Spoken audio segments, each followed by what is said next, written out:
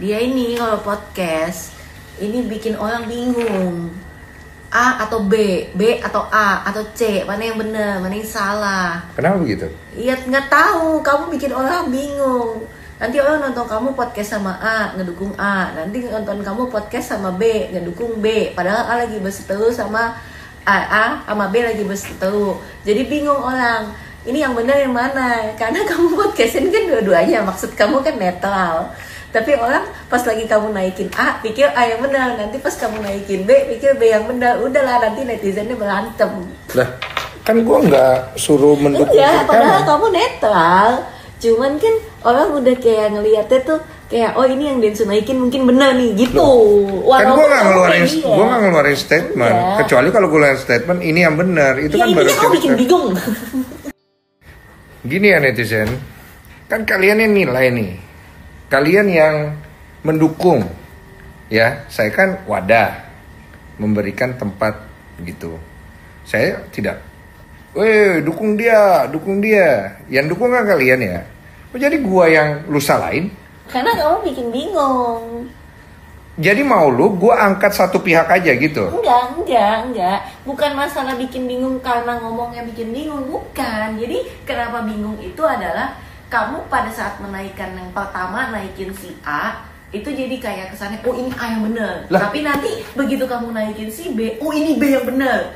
Jadi kayak, mana yang bener gitu, jadi bingung. Kan netizen yang nilai, bukan gua. Gua kan cuma wadah doang. Mas maunya gua naikin satu pihak aja gitu, supaya orang taunya, oh yang bener gini gitu. Boleh. Aduh. Ya, udah kamu tidak akan bisa memuaskan netizen. Aduh gila sih emang ini manusia-manusia zaman sekarang tuh banyak banget bertopeng, banyak banget membalikkan fakta, banyak banget manusia-manusia jahanam tuh sekarang tuh banyak banget manusia jahanam. Seolah-olah dia yang jadi korban padahal dia penjahat yang sebenarnya. Aing sia di dan mereka sepakat besok ketemu dan nanti juga akan dimediasi oleh Pak Camat juga. Tidak ada mediasi lagi Pak Wali. Jadi biarkan kami perang. Pak Wali harus melihat sebagai penonton saja. Perseteruan Yaimim dengan Sahara pemilik rental mobil Malang menuai banyak sorotan dari warganet, termasuk Wali Kota Malang, Wahyu Hidayat. Perseteruan antara Yaimim dan Sahara memang menuai sorotan. Awalnya warganet mengira bahwa yang salah adalah Yaimim karena telah membuat onar sampai digusur. Namun seiring berjalannya waktu, kini warganet membela Yaimim. Wali Kota Malang, Dr. Wahyu Hidayat, MM, berniat untuk memediasi Yaimim dan Sahara atas perseteruan yang terjadi. Namun Yaimim menolak untuk dimediasi oleh Sahara. Tidak ada mediasi lagi Pak Wali, jadi biarkan kami perang. Pak Wali harus melihat sebagai penonton saja. Sebagai penonton yang baik, nanti yang menang apresiasi, yang kalah supaya jadi pembelajaran. Kenapa kok Anda kalah, alias Anda dinyatakan bersalah, ujar Yaimim. Yaimim juga mengatakan jika diri Nita bersalah maka ia siap jika nantinya masuk penjara. Kalau saya kalah atau saya salah, saya siap masuk penjara alias dinilai Yaimim dinilai sebagai Arema atau Persatuan Sepak Bola, kalah 0-2 misalnya. Tapi kalau menang harus diakui, sebagai pemenang dan lawannya masuk penjara, misalnya kayak gitu loh Pak Wali, ungkapnya lagi. Menurut Yaimim jika sudah terlanjur berperang maka, jangan sampai salah satunya mundur dari perang tersebut. Jadi kalau sudah genderang perang saling ditabuh jangan ada yang mundur, kenapa? Lah kalau saya mundur akhirnya terjadi perang saudara, artinya apa saya ganti perang dengan pendukung saya? Demikian pula Ibu Sahara jangan mundur. Kalau sampean mundur, sampean akan diperangi oleh pendukung sampean, ujar Yaimim. Kronologi perseteruan Sahara dan Yaimim gegara parkiran mobil, kini warganet serang Sahara. Awalnya Sahara memframing Yaimim melalui akun media sosialnya. Sahara diketahui merupakan pemilik rental mobil Malang bersama sang suami. Awalnya netizen banyak yang menyalahkan Yaimim bahkan karena perseteruan ini Yaimim dinonaktifkan jadi dosen di universitas tempat ia mengajar. Banyak warganet yang tak tahu pasti awal mula perseteruan dari Yaimim dan Sahara, namun kini akhirnya awal mula masalah keduanya terungkap. Hal ini diketahui melalui komentar warganet yang berada di kolom komentar Sahara. Saya bantu jelaskan singkat mengenai kasus yang viral terjadi. Yaimim yang punya rumah dan tanah yang sebagian diwakafkan untuk jalan. Akar masalah dari semua ini adalah masalah parkir mobil dari rental dari Sahara yang diparkir di jalan di depan rumah Yaimim sehingga menghalangi keluar masuk kendaraan. Yaimim sudah mencoba membantu dengan mencarikan solusi membersihkan tanah yang terbengkalai di depan rumah beliau untuk dimanfaatkan sebagai lahan parkir Sahara. Dari situ pemilik rental tidak menerima dan terjadilah peristiwa viral tersebut. Demikian penjelasan singkat dari saya, semoga dapat dipahami dengan pikiran jernih tanpa adanya provokasi dan berita sepihak, tulis akun tersebut. Menilik dari akun LinkedIn miliknya, Sahara tercatat sebagai lulusan Magister Administrasi Publik Universitas Brawijaya, UB. Diketahui saat ini Sahara tengah menempuh studi S3 di Universitas Brawijaya, meski statusnya kini menjadi perbincangan setelah Yaimim dalam sebuah pernyataannya meminta kampusnya agar Sahara diberhentikan. Dengan tersebarnya video saya yang disebarkan oleh salah satu mahasiswa Bapak, Nurul Sahara, dampaknya saya dipecat sebagai dosen UIN Malang, ujar Yaimim seperti dikutip dari akun TikTok @sobatjabar08. Saya mohon keadilan Profesor Widodo agar mahasiswa Bapak ini bisa dibina secara benar oleh UB. Saya mohon saudara Nurul Sahara untuk dipecat dan diberhentikan dari program Dr. S3 di UB, lanjutnya. Menurut informasi yang beredar, Sahara beragama Islam, ia bekerja sebagai asisten peneliti di CV Aksara Bumi Intelekta sejak Maret tahun 2024.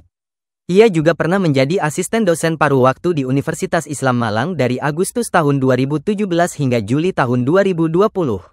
Sahara juga diketahui memiliki suami bernama Muhammad Sofwan yang berasal dari Madura. Suami Nurul Sahara, Muhammad Sofwan, merupakan lulusan sarjana administrasi publik. Hal itu terlihat dari gelar namanya, Moh Sofwan, S.A.P. Sofwan juga dikenal sebagai pemilik rental mobil Malang Raya dengan nama SAD Sejahtera Global. Selain itu, dari video yang beredar, terlihat bahwa Sofwan merupakan orang asli Madura. Ia bahkan kini menjabat sebagai Ketua Madas, Madura Asli, Dewan Pengurus Anak Cabang, DPAC, Karangploso. Melansir dari media online media bayangkara.id, ia baru menerima surat keputusan, SK, kepengurusan baru DPAC Karangploso pada tanggal 15 Agustus tahun 2025 lalu. Sementara itu, akun media sosial Moh Sofwan yaitu Instagram @Muhammad_Sofwan dan akun bisnis rentalnya @s.a.d_sejahtera_global.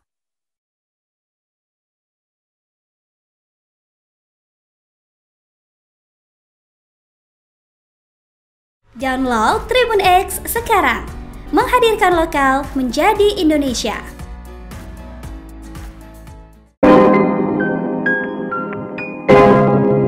Ya guys, kita masuk lagi ke segmennya Yaimim ya, VS Sahara ya. Di sini vibes-nya ya, turunkan ego, saling memaafkan dan masalah akan selesai guys ya. Kemarin kan kalian sudah melihat ya podcastnya Yaimim bersama istrinya ya di podcastnya Densu. Nah kali ini Bang Densu itu mengundang lagi, mengundang ya versi Mbak Sahara bersama suaminya guys. Nah kali ini kita lihat seperti apa ya videonya. Tonton bareng-bareng. Dan ini ada jadi kritikan dari para netizen. Nah, kita lihat seperti apa kritikan dari netizen ya. Setelah nonton Yaimim di podcast Denny Sumargo, mungkin ini ada beberapa solusi yang bisa ditawarkan agar permasalahan ini cepat selesai, segera selesai dan bisa hidup normal kembali. Gak ada pembulian baik bagi Yaimim maupun Bu Sahara vibes. Solusi yang pertama, sama-sama harus introspeksi diri. Yaimim harus introspeksi diri. Mungkin ada salah buat Bu Sahara dan Bu Sahara juga harus introspeksi diri.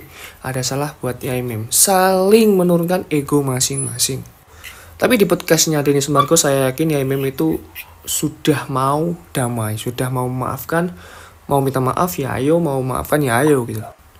Nah, tinggal Bu Sahara sama suaminya ini mau bersedia damai, minta maaf, saling memaafkan atau tidak.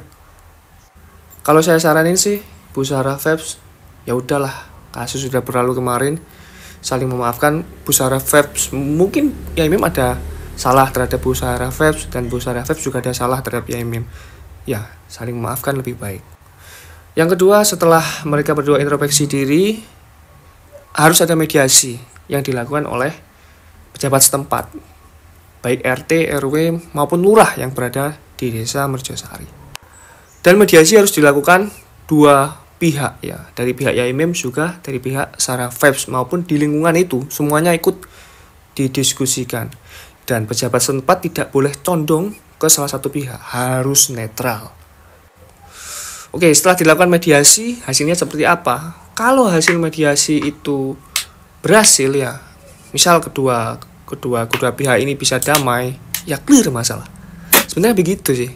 Sebenarnya tanggung jawab siapa? Tanggung jawab pemerintah setempat. Mana Pak RT-nya, Pak RW-nya, Pak Lurahnya. Ayo, ini ada masyarakatmu di sini yang butuh bantuan. Seharusnya bisa mengayomi, bisa memfasilitasi.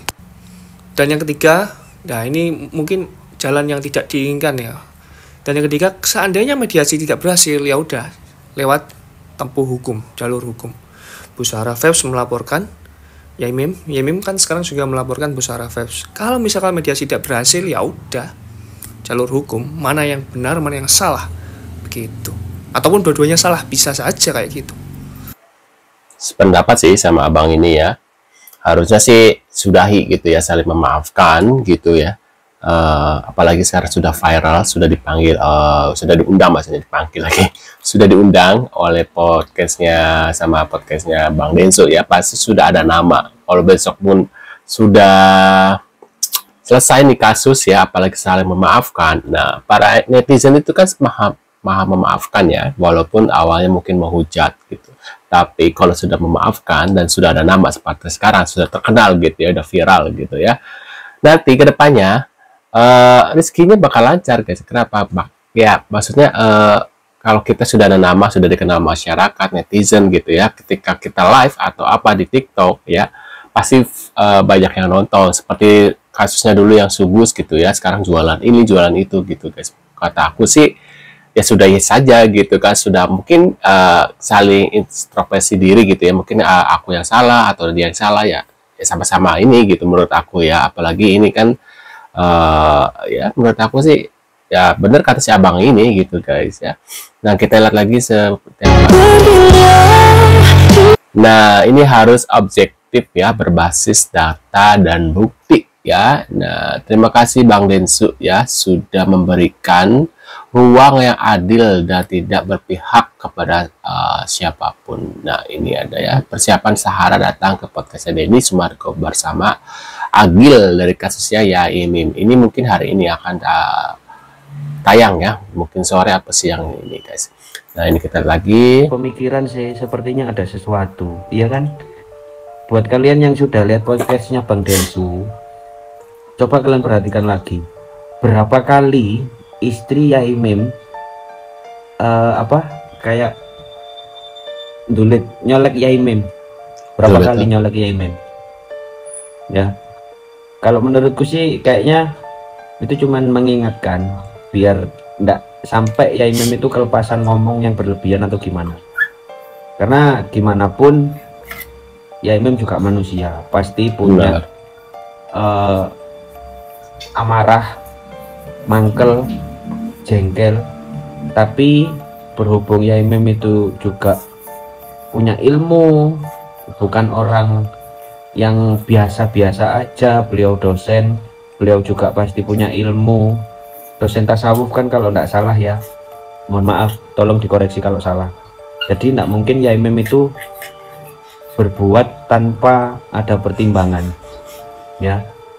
Kalau orang yang hanya melihat sekilas, mungkin apa sih orang tua ini, tapi kalau orang yang melihatnya itu lebih dalam dan berusaha untuk memahami apa yang disampaikan dari Yaimim sendiri,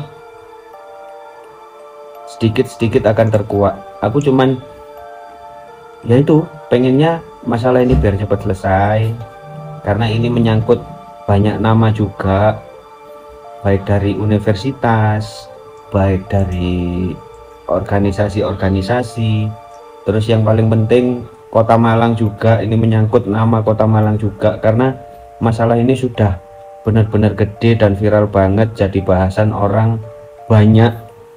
Jadi biar bisa lekas selesai, minimal terbukti lah. Maksudnya apa ya, yang aku nggak habis pikir itu kan, itu rumahnya Yaimim sendiri, yang Sahara ini orang kontrak ya.